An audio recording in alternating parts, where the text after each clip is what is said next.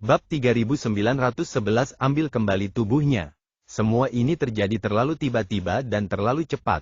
Wanita berbaju merah itu bahkan tidak sempat bereaksi, jadi dia hanya berdiri di sana dengan ekspresi kusam di wajahnya. Ye Bufan melakukan semua ini untuk membantu Lu Banxia mendapatkan kembali tubuh fisiknya. Cahaya putih yang baru saja dia tembakkan juga merupakan jiwa Lu Banxia. Dalam keadaan normal, tubuh fisik saat ini dikendalikan oleh wanita merah, dan sangat sulit untuk mengambilnya kembali. Oleh karena itu, peluang harus diciptakan, dia berbuat banyak hanya untuk membuat lawan kehilangan akal. Berdasarkan pengaturannya, Lu Banxia telah melakukan persiapan. Terlebih lagi, tubuh fisik ini awalnya miliknya, dan roh serta tubuh fisik, keduanya merupakan tubuh roh penyihir, secara alami bekerja sama secara lebih diam-diam, tanpa ada penolakan sama sekali. Adapun batasan yang ditinggalkan oleh Kaisar Iblis Pemakan Surga, itu dirancang untuk melindungi dari serangan eksternal dan tidak berpengaruh pada pergulatan internal. Karena itu, hanya dalam sekejap mata, kilatan cahaya putih meluap dari istana Niwan dengan panik, dan wanita berbaju merah itulah yang diusir. Dia masih belum mengetahui apa yang terjadi, jadi dia diusir. Ini juga merupakan hasil yang normal dan diharapkan. Jiwa Lu Banxia tidak lebih lemah dari jiwanya, namun ia menyerang secara tiba-tiba dan memastikan kemenangan dengan satu pukulan. Bagaimana ini bisa terjadi? Jiwa wanita merah itu melayang di udara dengan wajah bingung. Dalam waktu sesingkat itu, dia telah mengatakan bagaimana ini bisa terjadi lebih dari beberapa kali. Dia tidak pernah menyangka bahwa Ye Bufan akan menghancurkan sekte bayangan. Dia juga tidak menyangka bahwa Kaisar Iblis Pemakan Surga akan dipaksa untuk menghancurkan dirinya sendiri. Dia juga tidak menyangka bahwa jiwa Lu Banxia akan diselamatkan. Ini benar-benar berbeda dari pemahamannya. Bagaimana gerbang bayangan bisa gagal? Bagaimana dia bisa berakhir tragis? Untuk orang seperti ini, Ye Bufan tidak memberinya kesempatan untuk terus berpikir sama sekali. Botol pemurnian iblis terbang keluar dan langsung mengambil roh yang belum pulih. Setelah menyelesaikan masalah ini, dia memandang Lu Banxia, bagaimana kabarmu di sini? Bagus sekali, Lu Banxia mendapatkan kembali kendali atas tubuhnya, penuh kegembiraan, menggerakkan anggota tubuhnya, dan tersenyum seperti bunga. Diperkirakan dalam 3 atau 2 hari, saya akan bisa mendapatkan kembali kendali atas tubuh ini, dan kultivasi saya akan langsung mencapai puncak Dewa Abadi, gambaran untuknya. Meskipun saya melalui banyak hal dan mengalami kesulitan yang tak terhitung jumlahnya selama periode ini, hasil akhirnya sangat sempurna. Banyak orang tidak dapat mencapai puncak Dewa Abadi dalam hidup mereka, tetapi sekarang dia telah langsung melangkah ke alam ini. Mendengar apa yang dia katakan, Situ Dianmo, Ye Tian, Leng Qingqiu dan yang lainnya dipenuhi dengan kegembiraan dan dengan tulus berbahagia untuknya. Setelah bahagia, Shen Qiyun berkata, "Kakak senior, kita harus kembali sekarang." Setelah dia mengatakan ini, senyuman di wajah Ye Bufan perlahan menghilang, dan yang lain tiba-tiba menyadari ada masalah. Itu adalah penghancuran diri jiwa Kaisar Iblis Pemakan Surga, yang secara langsung memusnahkan tempat ini. Semuanya berubah menjadi ketiadaan, dan bahkan portal tempat dia masuk sebelumnya menghilang sepenuhnya. Lingkungan sekitar sepi, belum lagi menemukan jalan pulang. Mereka bahkan tidak bisa mengetahui arahnya. Xuan Yuan Linglong berkata, "Saudara Ye, bagaimana cara kita kembali?" Ye Bufan juga menyadari betapa seriusnya masalah ini dan sepertinya terjebak di sini. Siapakah di antara kalian yang dapat menemukan jalan kembali, atau arah untuk kembali? Semua orang terdiam, semua orang secara alami dapat mengenali jalan sebelumnya, karena terdapat berbagai tanda di sekitarnya, termasuk meteorit besar dan kecil, dan mereka bahkan dapat merasakannya. Energi portal itu beriak. Tapi sekarang, tidak ada apa-apa, tidak ada yang bisa dirasakan kecuali energi gelap. Setelah bolak-balik 2 kali keluar masuk istana Raja Naga, sekarang berdiri di sini, saya tidak tahu di mana letak timur, barat, dan barat. Situ Dianmo berkata, "Saudara Ye, bagaimana kalau kita mencari arah dan mencoba, mungkin kita bisa terbang." Oke, ayo kita coba. Dalam hal ini, Ye Bufan tidak punya pilihan selain mencoba memilih arah untuk menerobos. Selama Anda meninggalkan ruang ini dan memiliki penanda lain, akan lebih mudah menemukan jalan kembali. Memikirkan hal ini, dia mengeluarkan kompas, tetapi menemukan bahwa medan magnet berada dalam kekacauan, dan penunjuknya berputar, tidak dapat menentukan arah sama sekali. Lupakan saja, mari kita mengandalkan keberuntungan. Singkirkan kompas, dia memimpin semua orang untuk memilih arah dan berlari ke depan.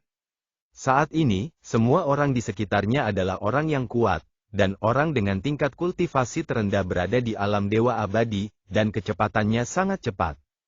Namun setelah terbang dalam waktu yang lama, lingkungan sekitar masih kosong dan tidak ada yang berubah.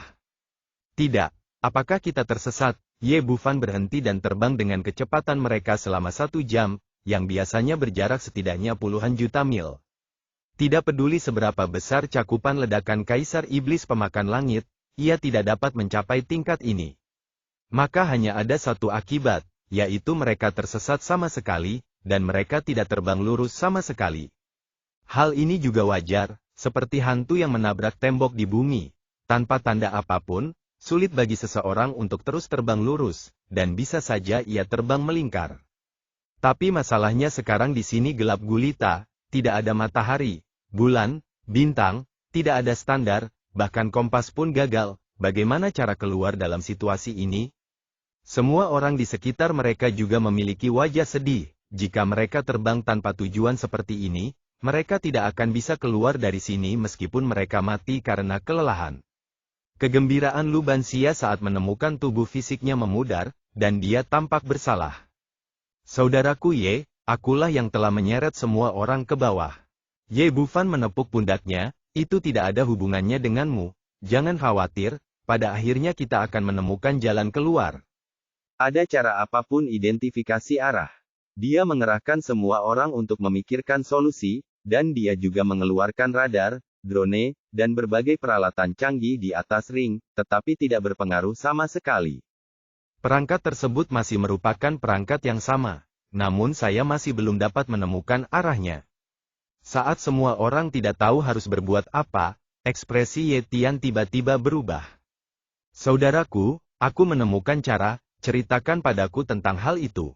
Ye Bufan melihat ke arah semua orang, Ye Tian berkata, saya adalah tubuh iblis, dan saya paling sensitif.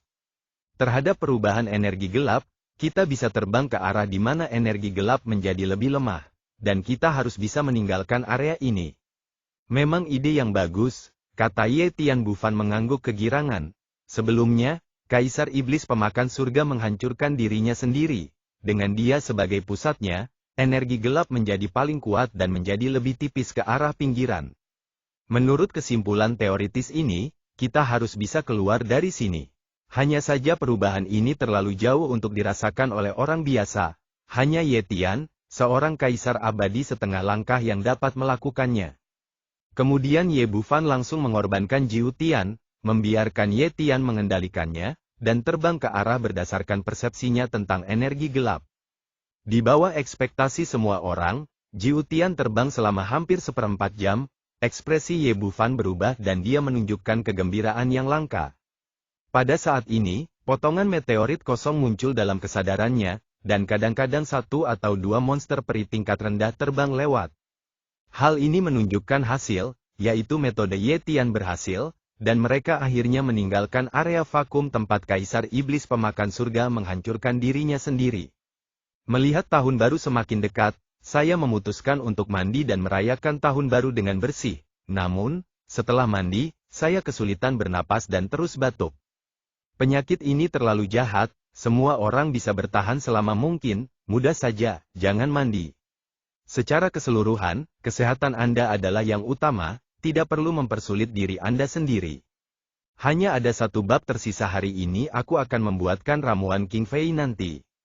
Bab 3912, keluar dari lautan kegelapan. Keluarlah, kita akhirnya keluar dari tempat hantu itu. Semua orang merasakan semua ini, dan Shen Qiyun bersorak kegirangan dalam hidupnya. Ye Bufan melihat sekeliling, tampak jelas bahwa mereka telah keluar dari area di mana jiwa meledak, tetapi lingkungan sekitarnya masih gelap, yang tidak jauh berbeda dengan situasi ketika mereka memasuki pintu kehidupan dan kematian. Saya senang, namun masalah baru datang lagi. meskipun dia berada di luar area vakum yang disebabkan oleh ledakan Kaisar Iblis Pemakan Langit, dia tidak bisa lagi tersesat di sini, tapi dia masih tidak bisa menemukan jalan keluarnya. Tanpa matahari, bulan dan bintang, tidak ada cara untuk menemukan timur, barat, utara atau selatan, dan tidak ada yang tahu kemana harus kembali ke wilayah Zongtian. Situ Dianmo berkata, di mana ini, apakah ini laut kegelapan yang legendaris? Ye Bufan mengangguk, sepertinya itu seharusnya ada di sini. Shen Qiyun berkata, dengan penuh semangat, kakak, jika kita dapat menemukan gerbang bayangan sarang itu bagus. Meskipun Hei Luan dan orang-orang itu telah terbunuh, mereka pasti telah mengumpulkan kekayaan yang tak terhitung jumlahnya setelah bertahun-tahun. Ye Bufan menunjukkan senyum masam, kamu benar, tapi jangan bicara tentang sekte bayangan sekarang, bahkan di Tenggara. Aku tidak bisa membedakannya di barat laut, jadi bagaimana aku bisa menemukannya? Sepertinya seperti ini, apa yang harus kita lakukan? Kita masih tidak bisa keluar. Desah Ye Bufan, di sana bukanlah cara yang baik. Sekarang sepertinya hanya ada satu cara untuk mencapai akhir, terus ikuti kata-kata Ye Tian dan terbang ke arah di mana energi gelap tipis. Saat energi gelap menghilang, kita mungkin akan keluar dari lautan malam yang gelap. Luo Bingyan sedikit mengernyit, dia mengerutkan kening, meskipun laut kegelapan berada di peringkat terakhir di antara 10 tempat berbahaya, rumornya tidak ada habisnya dan tidak ada habisnya sama sekali, bayangkan berapa lama waktu yang dibutuhkan untuk pergi dari sini. Ye Bufan berkata, tidak ada cara lain, jika bukan karena Ye Tian, saya khawatir metode ini pun tidak akan berhasil. Semua orang mendiskusikannya lagi. Tapi pada akhirnya mereka tidak bisa menemukan ide lain dan hanya bisa terus berjalan seperti ini. Kemudian Ye Tian terus mengendalikan Jiu Tian dan terbang ke arah di mana energi gelap tipis. Faktanya, di laut kegelapan, energi gelap tersebar hampir merata, dan tidak banyak perbedaan. Hanya Ye Tian yang memiliki kekuatan Kaisar Abadi setengah langkah, dia juga merupakan tubuh iblis gelap dan sangat sensitif terhadap energi gelap. Tapi seperti yang dikatakan Luo Bingyan, lautan kegelapan ini terlalu besar, dan terus terbang selama 9 hari. Pemandangan di sekitar terus berubah, saya yakin tidak ada jalan untuk kembali, tapi tidak ada akhir yang terlihat. Semua orang terus bergerak maju dalam kegelapan ini, seperti seorang pejalan kaki sendirian di gurun pasir, bekerja keras tanpa mengetahui berapa panjang jalan yang tersisa. Ye Bufan duduk di haluan perahu, tidak melakukan apapun untuk sementara waktu. Dia ingin meningkatkan kekuatannya, tetapi dia tidak memiliki sumber daya yang cukup. Meskipun dia mengumpulkan beberapa pil Shen Yuan, itu tidak banyak berpengaruh pada kekuatannya saat ini. Hal serupa juga terjadi pada orang lain, yang cemas akan masa depan mereka dan tidak mempunyai sumber daya yang cukup untuk meningkatkan budidaya mereka. Lu Banxia berjalan ke arah Ye Bufan dan duduk, saudara Ye. Apa yang kamu pikirkan? Tidak ada. Ye Bufan tersenyum dan menggelengkan kepalanya, dia punya banyak hal dalam pikirannya, tapi ini bukan waktu yang tepat untuk berbicara. Apakah kamu mengkhawatirkan Istana Raja Naga? Lu Banxia memegang dagunya dengan tangannya, tampak menyesal. Ini semua salahku, jika bukan karena aku tidak akan menyakiti Istana Raja Naga. Setelah sekian lama berhubungan dengannya, dia juga tahu pentingnya Istana Raja Naga bagi Ye Bufan, dan juga tahu betapa langkanya dunia luar angkasa kecil ini. Tidak apa-apa, Ye Bufan menghibur, sekarang Istana Raja Naga hanya rusak. Tidak hancur, jika kita menemukan peluang, istana itu seharusnya bisa pulih. Jika kita menemukan yang terakhir kali, akankah penanaman bola tanah memulihkan Istana Raja Naga? Terakhir kali Istana Raja Naga ditingkatkan, bola tanah yang diperoleh di kerajaan anjing besar berperan, dan dia sangat menyadari semua ini ketika dia ada di sana. Apakah kamu berbicara tentang bola bumi itu? Itu adalah energi hitam dan kuning dari langit dan bumi. Ye Bufan tidak tahu apa itu bola bumi pada saat itu, tapi dia kemudian mengerti apa itu setelah menerima bola bumi tingkat kedua, warisan dari sekte pengobatan kuno. Ternyata bola bumi terbentuk dari kondensasi udara hitam dan kuning langit dan bumi. Benda ini awalnya merupakan harta karun yang tertinggal saat langit dan bumi pertama kali terbuka, bisa dikatakan tonik yang hebat. Tentu saja, Xuan Huang Qi langit dan bumi sangat langka sehingga sangat beruntung untuk bertemu dengannya sekali. Tapi Ye Bufan tidak bisa mengatakan hal semacam ini, kalau tidak Lu Bengxia akan lebih menyalahkan dirinya sendiri. Dia tersenyum dan berkata, ya, jika kamu bisa mendapatkan Xuan Huang Qi langit dan bumi lagi, kamu akan bisa memperbaikinya, dan mungkin kamu bisa melangkah lebih jauh.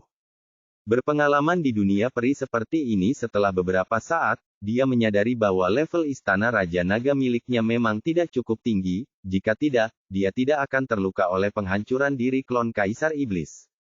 Menurut catatan warisan tingkat kedua dari Sekte Medis kuno, dunia luar angkasa dibagi menjadi 4 tingkat. Tingkat pertama adalah ruang mandiri seperti Istana Raja Naga pada awalnya, tingkat kedua adalah dunia kecil, tingkat ketiga adalah dunia roh sejati, dan tingkat tertinggi adalah dunia kacau. Begitu dunia kacau terbentuk, maka akan ada hukum surga. Misalnya, bumi, meskipun tingkatnya sangat rendah, adalah sejenis dunia yang kacau. Istana Raja Naga saat ini termasuk dalam dunia kecil luar angkasa tingkat kedua. Jika Anda ingin melangkah lebih jauh, Anda harus mencari peluang Anda sendiri, Lu Bengxia berkata. Saudara Ye, saya pasti akan membantu Anda menemukan Xuan Huang Qi langit dan bumi dan memperbaiki Istana Raja Naga. Semua orang bekerja sama, hal ini masih bergantung pada takdir. Tidak ingin memberi Lu Bengxia terlalu banyak tekanan, akhirnya mengganti topik dan semua orang mulai mengobrol. Dia menceritakan kepada semua orang pengalamannya di dunia peri dari awal hingga akhir, sedikit demi sedikit. Tidak memakan waktu lama, tapi pengalamannya pasti sangat kaya. Itu berlangsung selama 3 hari 3 malam. Namun meski begitu, Jiu Tian masih terus berlari kencang, belum ada tanda-tanda menemukan jalan keluar. Lautan kegelapan memang terlalu besar. Di tengah kegelisahan dan penderitaan semua orang, butuh waktu 3 bulan untuk mengucapkan selamat tinggal pada dunia gelap. Ketika aura gelap menghilang, matahari, bulan, dan bintang yang telah lama hilang akhirnya muncul di depan mataku, dan aura samar bercampur perubahan zaman kuno muncul di wajahku. Kami akhirnya keluar, semua orang tidak bisa menahan diri untuk bersorak. Setelah terbang selama 3 bulan, mereka tidak tahu seberapa jauh mereka telah menempuh perjalanan, tetapi mereka akhirnya meninggalkan lautan kegelapan. Setelah kemeriahan, Situ Dianmo bertanya, di mana tempat ini, kemana kita harus pergi selanjutnya? Tidak ada yang tahu bagaimana menjawab pertanyaan ini, dan semua orang mulai tenang kembali. Meskipun ada matahari, bulan dan bintang di sini yang menunjukkan arahnya, mereka tetap tidak tahu kemana tujuan mereka. Ye Bufan berkata, teruslah terbang ke depan, dimanapun energi spiritual kuat kali ini, kita akan tahu di mana kita berada ketika kita bertemu orang-orang, semuanya akan terselesaikan saat itu. Jiu Tian memulai lagi, dan dimanapun aura gelap lemah sebelumnya, kita akan tahu di mana kita berada. Terbang kemanapun kamu pergi, dimanapun energi spiritual berada sekarang. Bab 3913 Binatang Singa Raksasa. Jiu Tian terbang selama 3 hari lagi, dan benar-benar jauh dari atmosfer gelap. Aura di sekitarnya menjadi semakin kuat, dan semakin banyak monster peri yang muncul. Dan levelnya tidak rendah, yang terendah adalah monster peri level 9 atau lebih, dan terkadang akan ada level ke-10. Namun, Ye Bufan mengabaikannya dan mengusir Jiu Tian. Monster abadi di bawah level ke-10 tidak bisa mengejar kecepatan ini. Namun sejauh ini, belum ada ras manusia yang terlihat. Di tempat aneh ini, Ye Bufan membantu semua orang menekan kekuatan mereka ke tingkat dewa abadi. Dengan cara ini Anda tidak akan terlalu mencolok, dan Anda tidak akan diganggu oleh masalah tingkat rendah. Setengah hari kemudian, saat Jiu Tian terus berlari kencang, 2 sosok besar tiba-tiba muncul di depannya, seperti bukit, bergegas dengan kecepatan tinggi di kehampaan. Ini adalah 2 singa besar, penampilan mereka sangat mirip dengan singa di bumi, tetapi ukurannya 1000 kali lebih besar. Ini adalah binatang singa raksasa, seru Shen Qiyun, dia sudah mengenali asal-usul pihak lain, binatang peri tingkat ke-11, binatang singa raksasa. Meskipun makhluk ini bukan monster peri tingkat atas, setidaknya ia berada di tingkat ke-11, setara dengan orang kuat di tingkat abadi. Menghadapi 2 orang besar yang datang ke arah satu sama lain, tidak mungkin untuk bersembunyi, Ye Bufan begitu saja menyingkirkan Jiu Tian, dan semua orang berdiri dalam kehampaan. Dan dalam waktu singkat, dua binatang singa raksasa telah tiba di depan semua orang. Yang agak mengejutkan adalah kedua lelaki bertubuh besar ini memiliki puluhan luka di tubuh mereka, berlumuran darah. Sialan umat manusia, pergilah ke neraka. Kedua orang besar itu mengaum dengan marah dan bergegas menuju kerumunan. Secara umum, monster peri dapat berubah menjadi bentuk manusia ketika mereka mencapai level ke-10, manusia adalah roh dari segala sesuatu. Setelah berubah menjadi bentuk manusia, kecepatan kultivasi akan meningkat, tetapi kekuatan tempurnya bukanlah yang terkuat. Oleh karena itu, jika monster peri ingin mengerahkan kekuatan tempur terkuatnya, mereka biasanya bertarung dengan tubuhnya sendiri. Mata kedua pria besar itu berwarna merah darah, dan mereka jelas penuh kebencian terhadap semua orang. Mereka membuka mulut mereka yang berdarah dan bergegas ke arah mereka. Cahaya pedang dari pedang pembunuh abadi di tangan Leng Qingqiu menyala, dan dua sinar pedang sepanjang puluhan kaki menyerang, menghantam kepala dua binatang singa raksasa itu dengan keras. Tapi kekuatan pertahanan kedua orang besar ini luar biasa, dan pedang pembunuh abadi hanya meninggalkan dua luka pada mereka, tanpa melambat sama sekali. Sebaliknya, hal itu membangkitkan keganasan mereka dan terus menyerang mereka dengan niat membunuh. Aku di sini, giliranmu untuk menjadi sombong. Sebelum orang lain bisa mengambil tindakan, unicorn lapis baja emas itu benar-benar marah, dan tubuhnya muncul dalam sekejap, berdiri di depan dua orang besar itu kekuatan garis keturunan Kirin. Tekanan meledak seketika. Merasakan tekanan ini, kedua binatang singa raksasa itu gemetar ketakutan, tatapan tajam mereka menghilang, digantikan oleh rasa takut di wajah mereka. Mereka hanyalah monster peri tingkat ke-11 biasa, bahkan pada kondisi puncaknya, mereka bukanlah tandingan unicorn lapis baja emas. Selain itu, di bawah tekanan garis keturunan, kekuatan mereka sangat lemah, dan mereka hanya bisa gemetar. Unicorn lapis baja emas tidak terlalu peduli, dan bersikap kasar kepada dua orang yang menyinggung tuannya. Dengan kilatan tanduk tajam di kepalanya, dia memenggal kepala binatang singa raksasa pertama dalam sekejap. Kemudian dia mengangkat cakar depannya yang besar dan menamparkan salah satu cakarnya di atas kepala yang lain, yang juga menyebabkan otaknya meledak. Di depan monster abadinya, yang sangat dekat dengan tingkat ke-12, kedua binatang singa raksasa itu benar-benar rentan.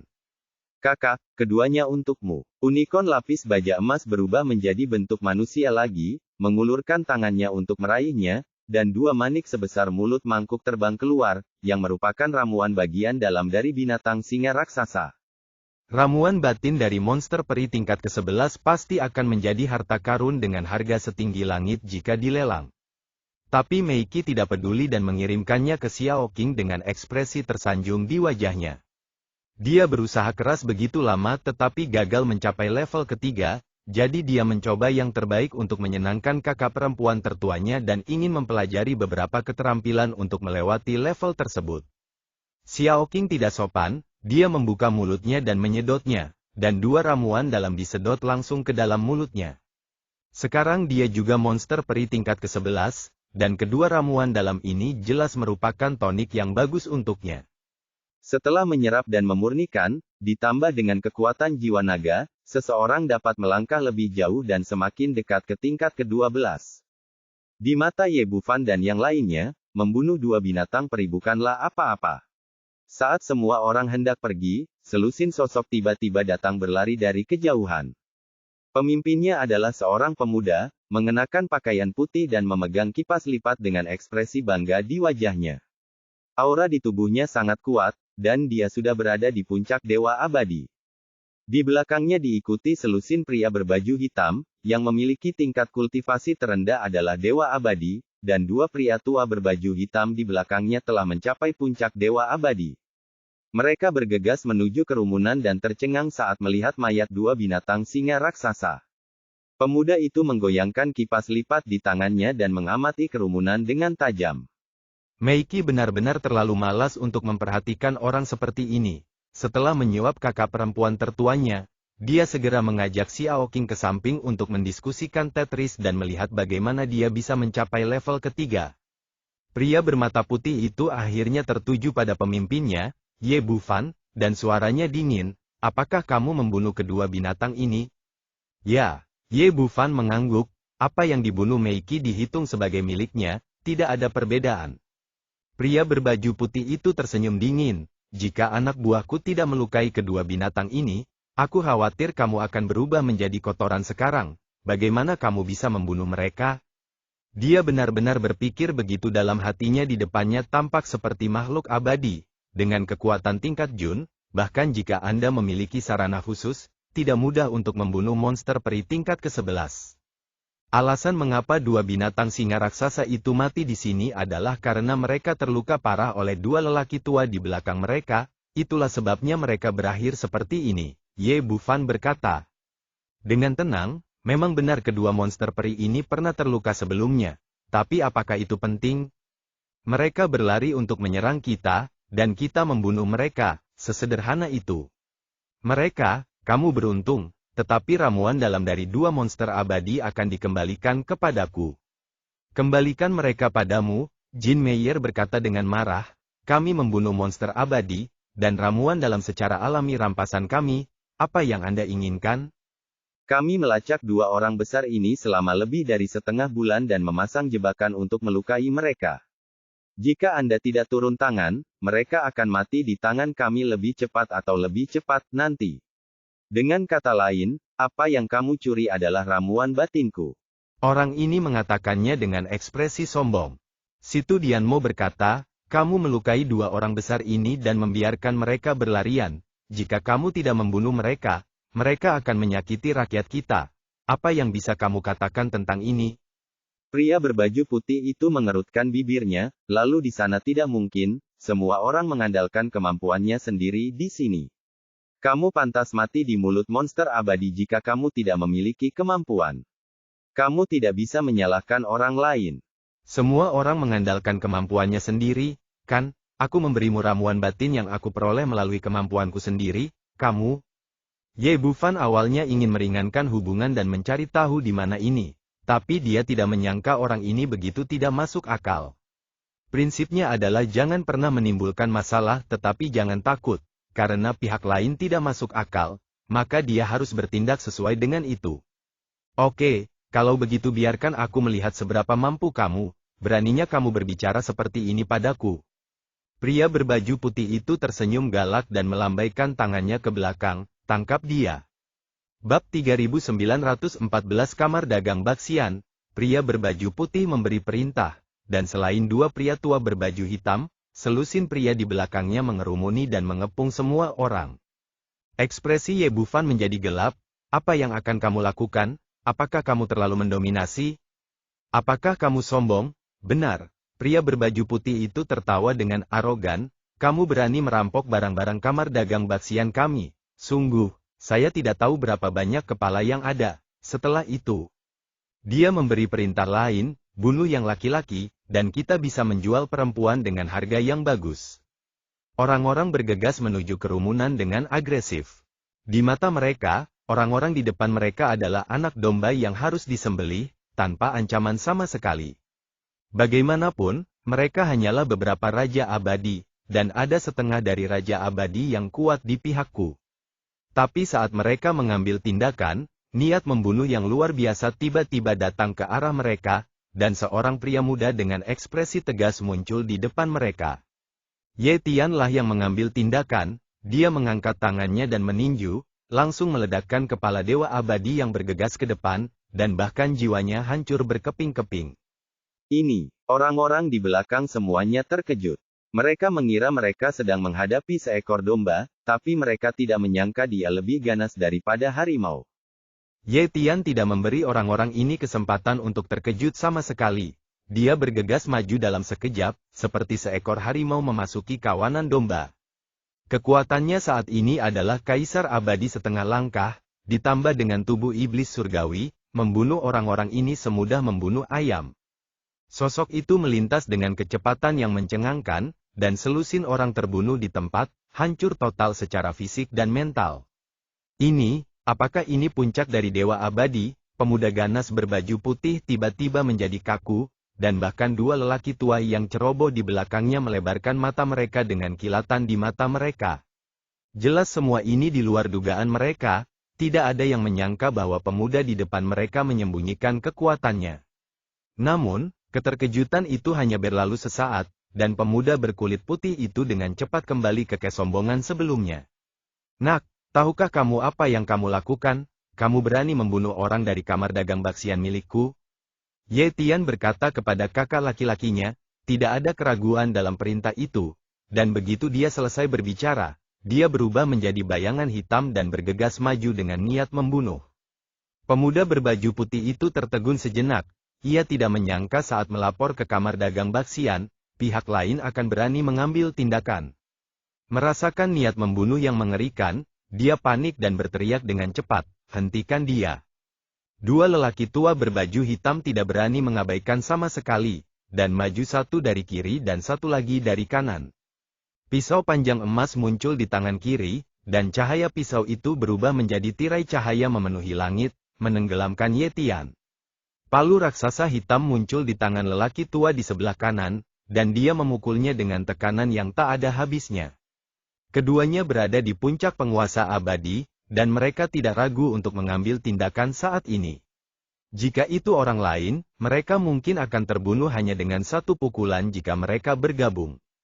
Sangat disayangkan dia menghadapi Ye Tian, pria kuat dengan level kaisar abadi setengah langkah. Orang tua dengan palu itu terlempar ke udara, dan sosok itu menghilang di depannya. Orang tua lainnya melihat kepalan tangan besar, bercampur dengan energi hitam yang mengerikan, muncul dalam cahaya pedang. Sebelum dia bisa pulih, dia mendengar ledakan, cahaya pedang tersebar, dan bahkan pedang emas di tangannya hancur menjadi dua bagian karena sebuah pukulan. Inilah betapa menakutkannya tubuh iblis. Pukulan atau tendangan apapun tidak lain adalah senjata ajaib. Orang tua itu terkejut dan menjadi pucat. Saat dia hendak mundur, tinju Ye Tian yang lain datang di depannya, dan dengan keras, dia meledak menjadi kabut darah yang memenuhi langit. Orang tua yang tersisa sedang memegang palu raksasa di tangannya, siap untuk melakukan pukulan kedua, tetapi sebelum dia bisa melakukannya, rekannya sudah dipenggal di tempat. Lawannya berada di luar imajinasi. Dia mengangkat palu tinggi-tinggi dan bingung sejenak, bertanya-tanya apakah dia harus memukulnya lagi. Bang, sebelum dia bisa memikirkan apakah harus melawan atau melarikan diri, Ye Tian menendang perutnya, dan seluruh tubuhnya meledak di udara. Dalam beberapa napas, dua dewa puncak dipenggal di tempat. Melihat semua ini, kesombongan di wajah pemuda berbaju putih menghilang, dan matanya dipenuhi ketakutan. Melihat Ye Tian melihat ke arahnya, dia membalik pergelangan tangannya dan jimat emas muncul di telapak tangannya, lalu berubah menjadi cahaya keemasan dan menyelimuti dirinya. Nak, tunggu saja siapa saja yang berani membunuh kamar dagang baksian kita. Cahaya keemasan menghilang, dan pemuda berbaju putih menghilang dari tempatnya, hanya menyisakan kata-kata yang mengancam seperti itu. Pada saat yang sama, tinju Ye Tian melewati tempatnya sekarang, tapi itu agak lambat. Ye Bufan sedikit mengernyit, jimat yang baru saja digunakan orang ini seharusnya mirip dengan Baili Escape Talisman, tapi levelnya lebih tinggi, dan jarak teleportasinya lebih jauh dan kecepatannya lebih cepat. Memiliki harta pelindung menunjukkan bahwa identitas pihak lain itu luar biasa. Saudaraku, biarkan anak itu melarikan diri. Ye Tian merasa sedikit malu karena membiarkan salah satu dari mereka melarikan diri. Tidak apa-apa, lari saja. Ye Bufan melambaikan tangannya. Satu-satunya penyesalannya adalah dia masih tidak tahu di mana dia berada. Xuan Yuan Linglong berkata, Saudara Ye, menurutmu di mana kita sekarang? Apakah kita sudah melarikan diri dari dunia peri? Jelas tidak, Ye Bufan berkata, meskipun ada penghalang di laut malam gelap sebelumnya, itu adalah manusia dibuat, bukanlah penghalang ruang angkasa yang nyata. Karena kita belum menembus ruang angkasa, kita masih berada di sini di dunia peri, dan tidak bisa berada di tempat lain. Dia sekarang memiliki pemahaman yang mendalam tentang perjalanan melalui ruang angkasa dan merobohkan penghalang, dan dia dapat memastikan bahwa dia belum meninggalkan dunia peri. Oh, Xuan Yuan Linglong mengangguk, lalu di mana kita bisa berada sekarang, Ye Bufan? Menggelengkan kepalanya, saya belum mengetahui hal ini, saya harus bertanya kepada seseorang. Kemacetan telah sedikit mengendur, dan tampaknya ada tanda-tanda menerobos ke Dewa Abadi. Dia awalnya berada di alam Kaisar Abadi setengah langkah. Dia telah menyerap cukup banyak spesies iblis sebelumnya, tetapi ditekan oleh aturan di domain Zongtian, jadi dia tidak dapat menerobos. Sekarang dia dengan jelas merasakan bahwa penindasan tampaknya telah dilonggarkan, dan dia semakin dekat ke alam berikutnya. Begitukah? Ye Bufan juga sedikit terkejut. Mari kita pergi dari sini dulu, lalu cari seseorang untuk bertanya tentang situasinya dan kita akan tahu apa yang terjadi. Sekarang kita telah bertemu dengan pemuda berkulit putih, seharusnya tidak sulit untuk menemukan seseorang pergi, tiba-tiba gelombang energi besar datang dari kejauhan. Dengan raungan yang menggemparkan, seekor buaya besar berkepala dua muncul di depan semua orang. Ukuran orang ini terlalu besar, tidak lebih buruk dari binatang singa raksasa tadi, dan dua kepalanya yang besar memiliki dua mulut yang berdarah, dan ia sangat kuat. Di depannya adalah seorang pria muda yang mengenakan pakaian hitam dengan noda darah di sekujur tubuhnya. Meskipun dia adalah Dewa Abadi tahap awal, dia sedikit malu saat ini dan melarikan diri dengan gila-gilaan. Pemuda berbaju hitam itu sangat cepat, dia tiba tidak jauh dalam sekejap mata dan melihat sekilas Ye Bufan dan yang lainnya. Dia tertegun sejenak, dan kemudian berteriak, berhenti melihat, lari, ini monster peri tingkat 11. Setelah mengatakan itu, dia dengan cepat mengubah arah dan berlari ke samping. Bab 3915, Berburu Wilayah Bintang. Sesuai dengan ide pemuda berbaju hitam tersebut, ia ingin memancing buaya raksasa berkepala dua tersebut, namun keadaannya sedikit berbeda dari yang ia harapkan. Pria besar itu menatap Ye Bufan dengan empat mata merah darah, jelas menemukan target baru. Dengan banyaknya orang di depan kita, pastinya akan jauh lebih baik untuk makan daripada hanya satu orang itu. Yang terpenting ia sudah lama mengejar pemuda berbaju hitam itu, namun belum mampu menelannya.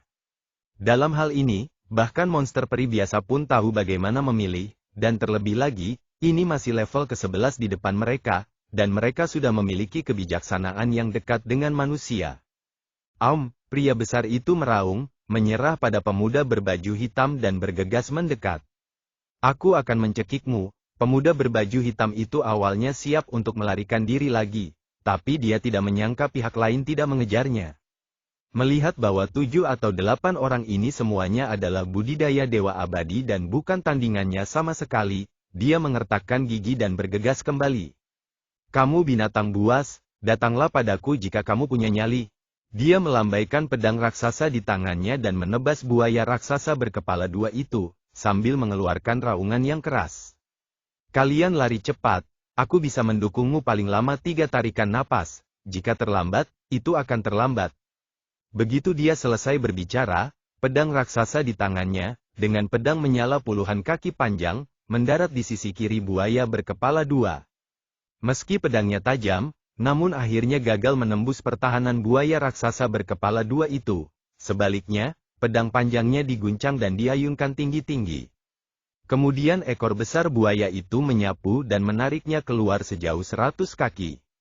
Pemuda berbaju hitam itu terguncang dan terbang mundur. Jejak darah tumpah dari sudut mulutnya.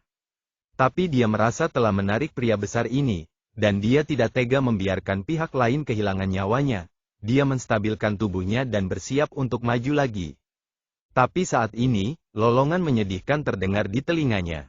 Ketika dia melihat lagi, dia melihat dua kepala besar buaya raksasa berkepala dua telah jatuh, dan darah muncrat dari kepala yang terpenggal itu. Yang mengambil tindakan adalah Ye Bufan, dia meninju buaya raksasa berkepala dua itu dengan pukulan Dewa Kepunahan. Kemudian Leng Qingqiu menebas dengan pedangnya dan memotong dua kepala besar itu. Meiki berlari mendekat dan mengulurkan tangannya untuk meraihnya. Dua ramuan dalam monster berwarna kuning bumi jatuh ke telapak tangannya dan dikirim ke Xiao Qing lagi dengan cara yang menyanjung. Pemuda berbaju hitam itu menelan ludah, terlihat sangat aneh. Dia dikejar oleh pria besar ini, dan meskipun dia nyaris tidak berhasil menyelamatkan nyawanya, dia masih dalam keadaan malu. Awalnya, dia ingin mempertahankan dan melindungi beberapa orang di depannya. Tapi dia tidak menyangka ada master di sana, dan dia bisa dengan mudah membunuh monster peri tingkat ke-11.